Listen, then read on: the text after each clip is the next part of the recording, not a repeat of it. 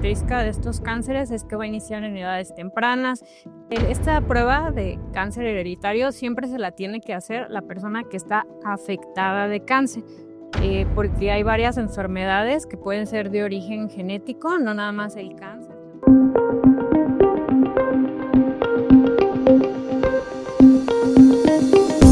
Bienvenidos a LAPI Podcast, un espacio otorgado por LAPI Laboratorio Médico en el que resolvemos todas esas dudas que surgen al hacernos exámenes de laboratorio, con la finalidad de mejorar la calidad de vida para mover el futuro.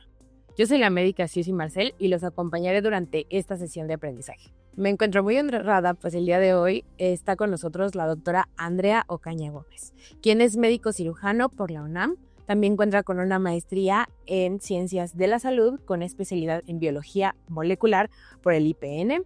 También cuenta con la especialidad en Genética por la Universidad de Guadalajara. El día de hoy abordaremos temas muy importantes para este mes de octubre, que es mes de cáncer de mama.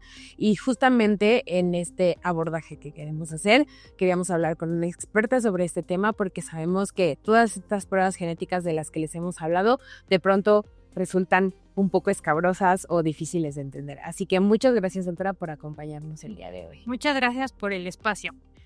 Y pues para empezar nos encantaría saber cuál es el papel que juegan estas pruebas genéticas en el cáncer de mama. Bueno, el cáncer se divide en dos grupos dependiendo de la causa.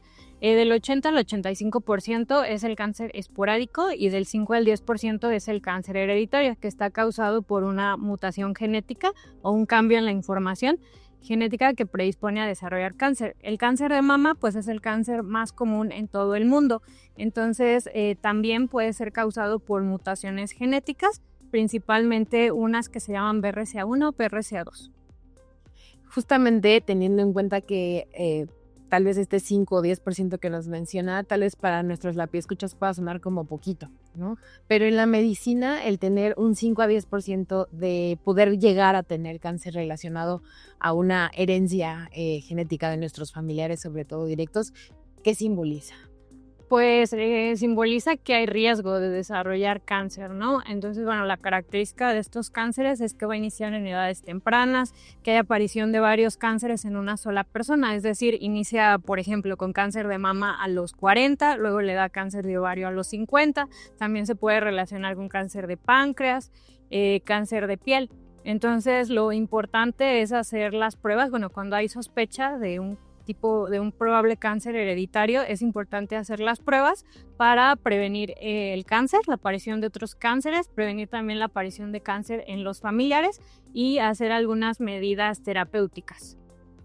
Sí, porque de pronto creemos que el cáncer no se puede prevenir, ¿no? Solamente podemos estarnos revisando de manera constante para evitarlo. Y a veces nuestros lapiescuchas tampoco quieren saber exactamente si pues tienen algún gen, pero ¿considera usted en su trayectoria como médica genetista que es importante saber esa información? Sí, claro, sí es importante para, como te comentaba, prevenir el cáncer. Igual hay ciertos casos en los que hay que sospechar que el cáncer puede ser causado por una mutación, no todos son hereditarios, ¿no? Entonces, cuando lo sospechamos es porque le da cáncer a una mujer joven, por ejemplo, antes de los 50 años, que tienen familiares de primer grado afectados, que son nuestros hermanos, hijos y padres, porque con ellos compartimos el 50% del DNA. Que hay la aparición de varios cánceres en una mujer, que puede, por ejemplo, haber un cáncer poco común en un hombre. Por ejemplo, un hombre con cáncer de mama, pues hay que sospechar siempre en que sea hereditario. Y justamente creo que, bueno, nuestros lapiescuchas ya tuvieron un podcast en el que les hablamos un poquito de BRCA1 y BRCA2, porque aunque para nosotros tal vez sea algo muy común, pues tal vez para la gente allá afuera no lo tengan tan presente. Sin embargo, lo interesante de las pruebas genéticas es que hay muchas y no solo se delimitan a veces en esos dos. Entonces, ¿nos podría platicar un poquito de qué otras pruebas pueden apoyar a los pacientes a poder detectar este tipo de cáncer hereditario? Sí, claro. Bueno, BRCA1 y BRCA2 son los principales genes que causan el síndrome de cáncer de mama y ovario, en el 20 al 25%, pero todavía hay más de 20 genes. Entonces es importante hacer paneles extensos. Se recomienda que sean más o menos como de 50 genes, porque hay algunos que no solamente van a dar cáncer de mama. Por ejemplo, hay uno que se llama H2 que da síndrome de cáncer gástrico difuso. Entonces da cáncer de mama, un tipo que se llama lobulillar, y más aparte da cáncer gástrico. Entonces, si nada más la paciente hace BRCA1 y BRCA2, pues no vas a conocer si realmente tiene riesgo de otros tipos de cánceres, ¿okay? Por eso es importante hacer paneles completos.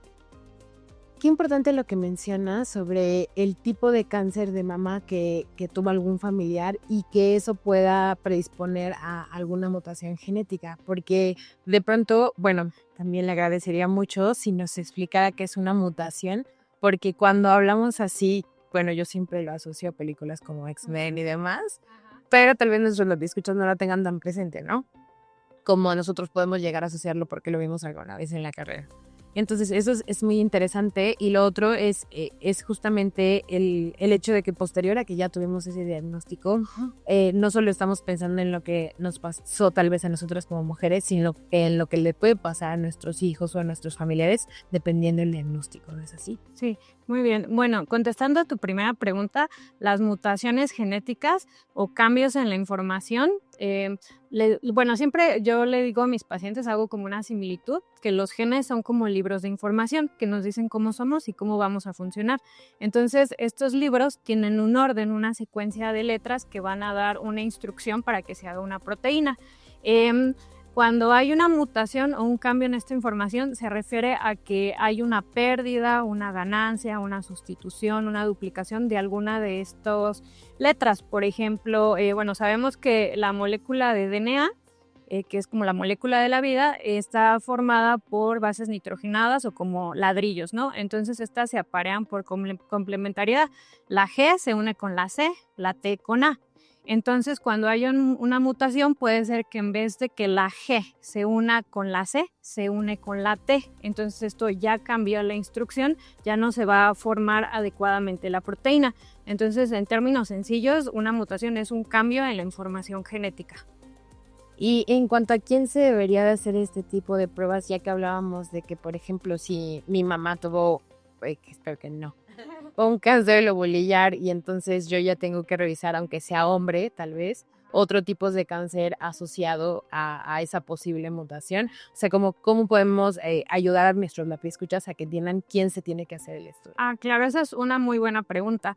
Esta prueba de cáncer hereditario siempre se la tiene que hacer la persona que está afectada de cáncer. En este caso tendría que ser tu mamá, igual esperemos que nunca tenga cáncer, pero debe ser tu mamá, ya que el modelo de herencia de este tipo de mutaciones se llama autosómico dominante, es decir, que existe un riesgo del 50% de heredar la variante a nuestros hijos, como un volado, un 50% sí, un 50% que no, porque recuerden que nosotros tenemos la información de mamá y de papá, 50 y 50, ¿no? Entonces puede ser que el papá que está sano te herede ese libro, el BRCA1 normal, entonces pues no tienes ningún riesgo. Pero si tu mamá tiene una mutación en BRCA1 o en algún otro de los genes y tú la heredaste, sí tienes riesgo. Entonces por eso se inicia, el caso índice siempre es la persona afectada con cáncer.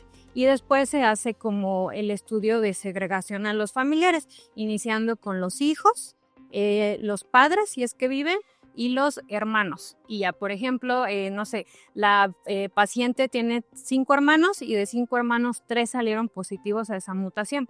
Entonces lo que sigue es hacer el estudio a los hijos de sus hermanos. También es importante mencionarles que estas pruebas de riesgo de cáncer hereditario se tienen que hacer en mayores de edad. Es decir, una persona que tiene más de 18 años, igual por tipo de mutación se hace como que es especial, ¿no? Pero por ejemplo, hablando de cáncer de mama y ovario, esas sí deben ser a partir de los 18 años, ya que antes de esa edad no se ha visto que se desarrolle cáncer en niñas o en niños. Entonces, por eso debe ser cuando el paciente cumpla la mayoría de edad, si es que hay riesgo, o sea, que su mamá o algún familiar directo sí tuvo una mutación, y siempre debe ir acompañado de un adecuado asesoramiento genético, en el cual nosotros explicamos pues en qué consiste la prueba, cuáles son los riesgos, también cualquier duda que pueda tener. porque algunos genes como BRCA1, BRCA2 que se llaman de alta penetrancia, es decir, que si una persona los tiene mutados, tiene un riesgo del 80 al 85% de desarrollar cáncer. Entonces, aquí sí hay guías. La NSCN recomienda, por ejemplo, mastectomías profilácticas, también oferectomías profilácticas y vigilancia muy estrecha de páncreas y de piel y en algunas ocasiones de colon. Entonces, es importante que la paciente sepa todo esto, ya que pues tiene que valorar si en algún punto de su vida va a hacer este tipo de cirugías o los riesgos que conlleva. Por ejemplo, si es joven y no ha tenido hijos, esperar a que tenga hijos y hacerse la cirugía, pero siempre y cuando ella sea portadora de una mutación genética patogénica, o sea que sí tenga este cambio en la información que le vaya a desarrollar cáncer en un futuro. Justamente eso le iba a preguntar, porque de pronto no sabemos, ya recibimos el diagnóstico, obviamente como usted bien menciona, va a haber un asesoramiento genético, que pues en este caso la PI lo incluye en sus pruebas, pero ya tienes el resultado y entonces te dicen, ¿sabes qué? O sea, sí o no, ¿no? Todavía no sé cómo va a aparecer el resultado, pero va a ser un genetista, un especialista quien me va a indicar qué dice el estudio, ¿no? Y ya de ahí voy a saber qué hacer, ¿no? Entonces, porque de pronto también creemos que es como una sentencia, ¿no? Tal vez una sentencia de, ya va a dar cáncer y cáncer es igual a muerte, ¿no? Cuando realmente no, pero es un asesoramiento el que ayuda a este tipo de cosas. Y justamente hablo de mastectomía y oforectomía, que tal vez nuestros escuchas no sepan qué es eso de mastectomía y oforectomía, si nos podría platicar. Bueno, mastectomía se refiere a remover las mamas y oforectomía se refiere a extirpar los ovarios. Doctora, y también nuestros escuchas de pronto nos dicen, ¿vale la pena el gasto? Porque de pronto yo tengo ahí algunos antecedentes y ya gasté, pues la verdad es que las pruebas genéticas no son muy baratas como otros estudios, pero sí son importantes y de pronto ya nada más la tenemos que hacer una vez en la vida y ya, ¿no? Entonces, ¿qué consideraría que le podemos explicar a nuestros escuchas de hacer este gasto y que de pronto el estudio salga negativo? No pasa nada. Sí, bueno, si sale negativo quiere decir que no existe riesgo de desarrollar cáncer. Entonces, esta es una muy buena noticia, porque recordar que estos síndromes dan cánceres en varios órganos y tienen que vigilarse estrechamente cada órgano e inclusive valorar una cirugía profiláctica. En este caso, si sale negativo, pues ya se descarta completamente que hay un riesgo mayor, ¿no? Y se debe continuar con el tamizaje que está recomendado habitualmente para la población en general. En este caso, en mujeres, realizar mastografías a partir de los 40 años anualmente, siempre comparando la mastografía anterior. Ok, y por último, doctora, yo sé que en su experiencia de pronto también dicen que los estudios de genética son del futuro, ¿no? O sea que todavía no estamos en ese momento, pero nosotros pues como laboratorio sabemos que llegaron para quedarse y que en muchos otros países ya son casi de rutina. Sí. Entonces, ¿cuál es el mensaje que les gustaría dejar a nuestros rapiescuchas sobre estas pruebas genéticas de las que les estamos informando con la finalidad de que realmente podamos llegar a una prevención del cáncer? Sí, bueno, las pruebas genéticas ya están al alcance. Son caras, o sea, no son baratas, pero ya no es tan caro como antes, ¿no? Por ejemplo, hace 20 años secuenciar o estudiar un solo gen costaba $1,000. Ahorita ya existen estos paneles multigenes que menos de ese precio puedes realizártelos. Entonces el mensaje es que pues hay que acudir con un genetista porque hay varias enfermedades que pueden ser de origen genético, no nada más el cáncer, también enfermedades neurodegenerativas, cardíacas, discapacidad intelectual en niños, hasta por ejemplo riesgo de que una mujer embarazada tenga un producto o un bebé con trisomía 21. Entonces es importante pues siempre acudir con un genetista para valorar si es necesario realizar una prueba. Bueno, le agradezco muchísimo, doctora, por toda esta información que nos comparte. Es muy valiosa para todos nuestros escuchas y de pronto justo estos temas como que los pueden considerar algo elevados, pero como bien mencionan, ya llegaron no solo para el cáncer, que es muy importante en octubre, el mes de la prevención del cáncer de mama, sino también para nuestras embarazadas, para los pacientes con algún problema neurológico o cardíaco. Entonces, pues que sepan que nosotros podemos asesorarlos y apoyarlos en todos estos estudios. Muchísimas gracias por su tiempo, doctor. No, muchas gracias por el espacio. Y bueno, Lapi, escuchas, muchísimas gracias por escucharnos. Espero que continúen viendo nuestras redes sociales para que se enteren de todos estos tips que les vamos a estar dando alrededor del mes de octubre para prevención de cáncer de mama. Y estén al pendiente en nuestros siguientes podcasts en los que siempre procuramos explicarles todos estos estudios que de pronto pueden sonar un tanto complejos. Así que muchas gracias por acompañarnos y hasta luego. Hasta luego.